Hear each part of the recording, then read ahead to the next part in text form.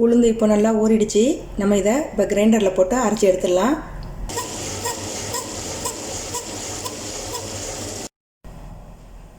வடை மாவை இதை மாதிரி கொஞ்சமாக தண்ணி சேர்த்துட்டு கெட்டியாக அரைச்சி எடுத்துக்கோங்க.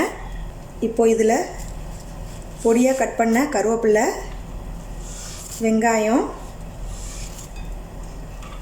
பச்சை மிளகாய், இஞ்சி எல்லாத்தையும் சேர்த்துருக்குறேன். இது கூடவே கொஞ்சமாக முழு மிளகு சேர்த்துக்கலாம். தேவையான அளவு உப்பு சேர்த்துட்டு இது எல்லாத்தையும் நம்ம நல்லா இப்போ பிசைஞ்சு எடுத்துடலாம். வெங்காயம், பச்சை மிளகாய் எல்லாத்தையும் போட்டு நல்லா பிசைஞ்சதுக்கப்புறம் இப்போது நம்ம வடையை சுட்டுடலாம். ஒரு பாத்திரத்தில் எண்ணெய் வச்சுருக்கிறேன். எண்ணெய் சூடாயிடுச்சு. கையை தண்ணியில் நனைச்சிட்டு இதை மாதிரி வடை மாவை எடுத்து நல்லா கையிலேயே உருட்டிடுங்க. உருட்டிட்டு எண்ணெயில் அப்படியே நம்ம போட்டுடலாம். கையை தண்ணியில் நனைச்சிக்கோங்க. அப்போ தான் மாவு நம்ம கையில் ஒட்டாது. இந்த மாதிரி எடுத்துகிட்டு எண்ணெயில் சேர்த்துருங்க.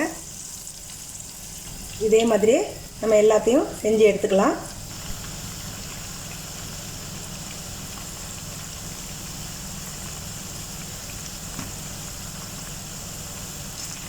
ரெண்டு பக்கமும் நல்லா வேக வச்சு எடுத்துருங்க.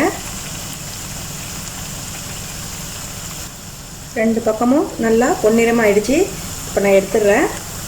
எண்ணெயை நல்லா வடிச்சிட்டு எடுத்துருங்க.